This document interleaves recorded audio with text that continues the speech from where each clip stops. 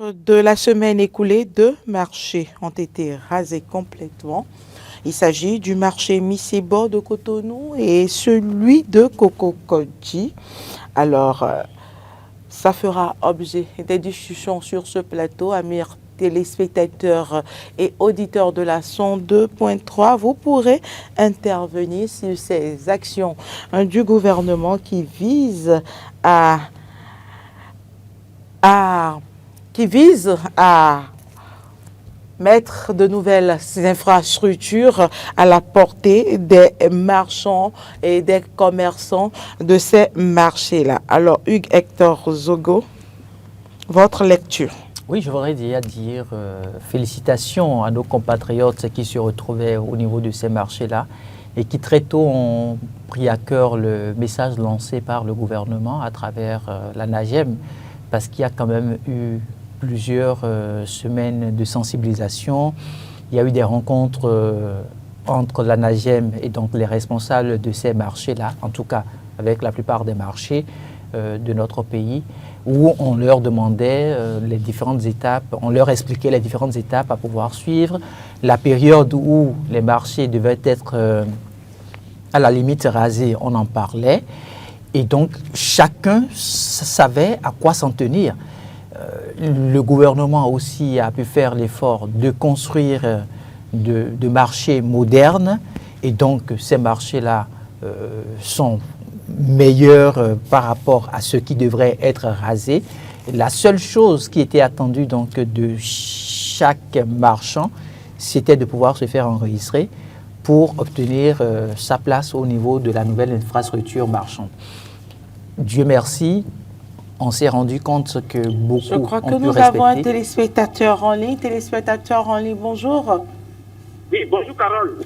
Bonjour, monsieur Ayano Lucien. Ayano Lucien, depuis les entraves de la Fasato. Allez-y. Je salue Zongo, Bonjour, monsieur Ayano Lucien. Vous allez bien? Je vais très bien, vous aussi, j'espère. Merci pour tout ce que vous faites pour la nation. Nous vous remercions aussi pour votre fidélité. Merci. Et après, je vais faire le tour de Kokokodji. Et ce qui se passe maintenant ne devrait pas, ne doit pas se prendre les citoyens. Puisque le ménager, oui ou non, ne doit plus être d'actualité, surtout pour le régime de la culture. Et moi, je me dois de remercier le gouvernement pour sa bonne vision. Et un déménagement maintenant avec beaucoup de problèmes. Des problèmes d'insécurité et même d'insalubrité. Moi, je prends le cas de M. Bord. À chaque fois que moi, je me retrouve dans ces endroits, je ne me sens pas du tout en sécurité. C'est une zone qui n'est même pas maîtrisable pour la police de crainte. Donc, c'est des zones d'insécurité. Et même à Kokokodji ici, la loi refuse dans ces endroits. Je pense que les Béninois doivent faire preuve de tolérance pour regailler les nouveaux marchés.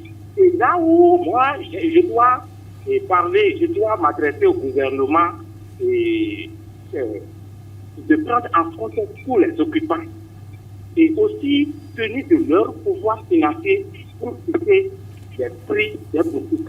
Puisque ça grogne à ce niveau, ça grogne les gars de nos les prix sont un peu élevés.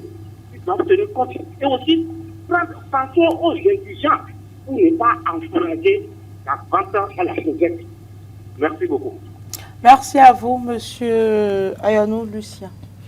Donc je disais qu'il faut remercier nos compatriotes ou même les personnes d'autres nationalités qui se retrouvaient au niveau de ces marchés-là et qui aujourd'hui ont pu respecter les consignes qui ont été données par la NAGEM. Ça démontre quand même un sens de citoyenneté active et c'est à mettre à l'actif de toutes ces personnes-là. Il faut aussi, comme monsieur Ayano Lucien le disait tout à l'heure, que nous puissions inviter la NAGEM à trouver la bonne formule. La bonne formule parce qu'une chose, c'est vrai, hein, on remercie l'État pour cet investissement qui est fait. On est très content de voir ces marchés modernes-là. On ne pourrait peut-être pas penser que le Bénin pourrait avoir autant de marchés modernes en 2026 avec ces chiffres-là que nous connaissons. Ça fait la fierté du peuple béninois. Mais au même moment, Il faut que la NAGEM puisse trouver le mécanisme pour que les prix, que ce soit des boutiques ou que ce soit des espaces aménagés, qui doivent être donc mis à disposition de nos compatriotes ou même des personnes étrangères qui font des activités marchandes dans notre pays, que ces montants-là ne soient pas des montants exorbitants, que ça puisse effectivement être des montants où les gens ont la possibilité facilement de payer. Et ça va être une fierté. Un autre téléspectateur en ligne, bonjour. C'est un auditeur en ligne depuis la commune d'Adjara, la commune des communes. Monsieur Tozé, bonjour. Exactement, le seul paysan vivant, le maréchal premier. Moi, j'ai remonté déjà ma pente depuis le 1er janvier 2026. Donc, je suis maintenant en actualité, vraiment. Et je salue mon ami, l'homme de droit, Miguel Zodo, et sans oublier tous ceux qui sont là. Stéphane Achinou-Rossou. Nous vous saluons aussi, M. Tozé. Stéphane Achinou-Rossou. Ah, d'accord. Je salue tout le monde en tout cas. Je salue tout le monde. Non, mais heureusement pour moi, que les gens ne connaissent pas, je suis un auditeur mondial. Je suis resté avec la voix de l'Amérique de 1968 à 2023. C'est ça. Donc, je suis un chanceux moi-même et je veux m'en féliciter. Il y a plusieurs radios dans le Bénin, non? J'ai fouillé depuis ce temps-là, c'est en 2020, tout simplement là que j'ai découvert exactement Radio Diaspora. Donc, je suis fier et je vous salue tout ce que vous faites là. Merci pour votre soutien, M. Tozé. Maintenant, le sujet, quand vous dites de venir vous laver, vous baigner pour être propre, si vous ne voulez pas, ça fait votre problème. Ce n'est pas tout le monde qui va refuser. Ceux qui refusent, demain ils verront. S'ils ne veulent pas y aller, ce n'est plus comme auparavant. Le Bénin a changé. Le Bénin est devenu une grande nation, comme on le dit. Donc, nous allons féliciter tout simplement le gouvernement d'avoir pensé à tout ça là. Mais si un citoyen n'est pas d'accord, non mais ça fait son problème. Donc, lui n'est plus un marchand dans un marché, il va rester à côté et puis il sera embêté par la police et partout, c'est tout. Donc, je vous en remercie encore une fois. Et il faut continuer comme ça. Vous êtes recherchés dans le monde actuel, les journalistes de diaspora. Amen. Merci à vous. Merci à vous, M. Tozé, pour... Merci à vous, M. Tozé. Bonne semaine également à vous. Merci pour votre soutien au quotidien. Vous allez finir rapidement. Oui, c'est bon. Je pense quand même que j'ai pu dire l'essentiel. Stéphane. Oui, je pense que Hugues a déjà balayé le terrain. Le gouvernement est dans sa logique de modernisation des marchés. Et je trouve que c'est une très bonne... Des infrastructures. Oui, c'est une très bonne initiative à encourager. Cela participe de l'amélioration des conditions de vie des commerçants. C'est une très bonne chose.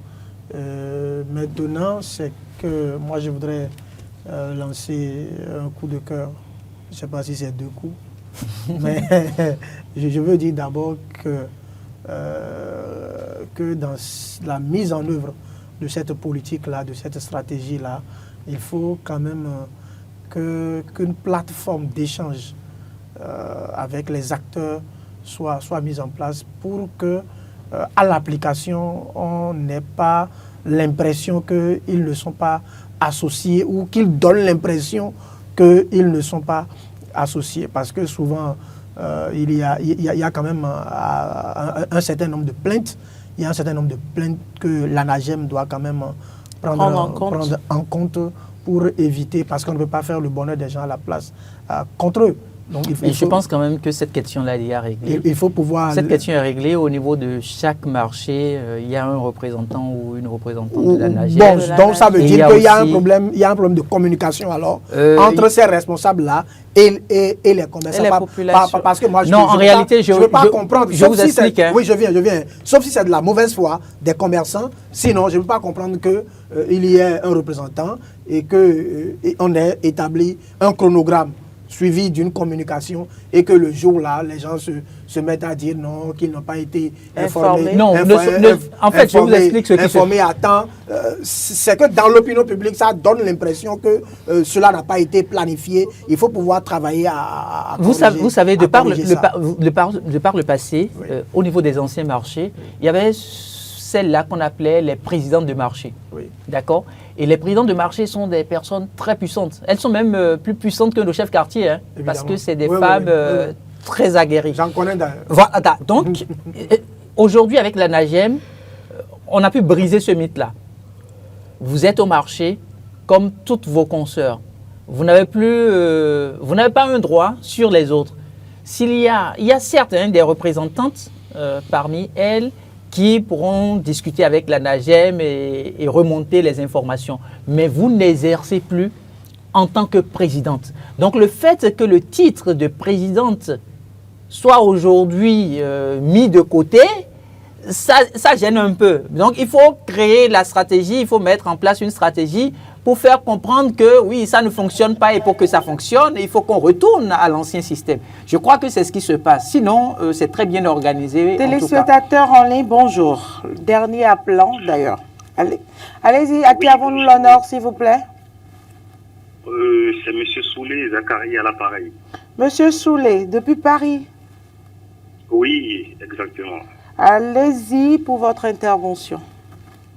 D'accord. Je dis bonjour déjà à Mme Carole, bonjour à Hugues et bonjour à Stéphane. Bonjour. Oui, je trouve que je pense que c'est une très bonne chose que le gouvernement a fait parce que c'est pour améliorer les conditions de travail de nos commerçants. Vous voyez, donc du fait que les conditions sont bonnes, donc tu as le plaisir d'aller travailler et de vendre ce que tu as à vendre. Maintenant, il faut qu'ils permettent aussi à ces commerçants-là, puisque quand tu vas dans un lieu plus meilleur, tu as un prix. Alors, il faut que ces commerçants-là augmentent légèrement les prix de leurs produits qui sont en train de vendre. De leurs articles. Et aussi, il faut aussi que le gouvernement... Aux grandes dames des populations, monsieur Zachary. Oui, et aussi, il ne faut pas que le gouvernement tout de suite leur met un prix de location de leur place de vente très élevé. Il faut que ça soit progressif. Donc, je pense que c'est ce que je voulais apporter comme intervention. Merci à vous pour cet apport, monsieur Zachary. Je voudrais finir, pour dire qu'il y a, au-delà de ce que j'ai dit, Hugues a apporté quelques éléments. Éclaircissements, oui. Je voudrais ajouter que ces marchés-là, surtout Missebo, il y a quand même... Il y a un écosystème qui a eu le temps de s'installer et qui s'est renforcé au fil des années. Et donc, avec le déplacement du marché, forcément, cet écosystème-là va prendre un coup. Donc, forcément, cela peut également alimenter les craintes, les peurs. Alors, qu'est-ce qui va se passer de l'autre côté? Parce qu'il y a souvent, dans ces cas-là, il y a les revendeurs, il y a les démarcheurs, il y a un certain nombre, de choses. Tous ces beaux mondes-là, est-ce qu'ils auront le temps d'avoir une place également une place de l'autre, dans les nouveaux marchés? Parce que l'ossature de l'autre marché, ce n'est pas la même chose. Non, donc, pas du tout alors là. Forcément, il y a quand même un certain nombre de choses. Donc. Ce que vous dites, c'est quand même sociologique et c'est assez pertinent. Évidemment. Il y a les démarcheurs qui vous rencontrent déjà à l'entrée de Missebo et qui demandent ce que vous voulez acheter. Parfois, ils vous amènent dans un endroit où vous-même vous comprenez que vous n'êtes pas en sécurité et que l'idéal, c'est de pouvoir le suivre tranquillement. Mais c'est assez pertinent ce que venait de dire M. Soulé Zachary. Tout à fait. Il faut que la NAGEM puisse voir la formule. Je crois quand même qu'avec les autres marchés, il y a, je crois, 1 an ou il y a une dizaine de mois en arrière, il était retenu que les commerçants installés n'allaient pas commencer par payer tout de suite. Et je crois que c'est depuis quelques semaines que ça a démarré. Donc, pour les marchés qui viennent d'être mis fonctionnels, ce serait aussi bien qu'on leur trouve, pourquoi pas, une période probatoire au cours de laquelle on peut dire, bon, vous êtes dispensé, pourquoi pas, de payer les taxes. Ça peut être une période de 6 mois. Et après 6 mois, vous commencez par payer tel montant, encore que le montant que ça soit vraiment progressif.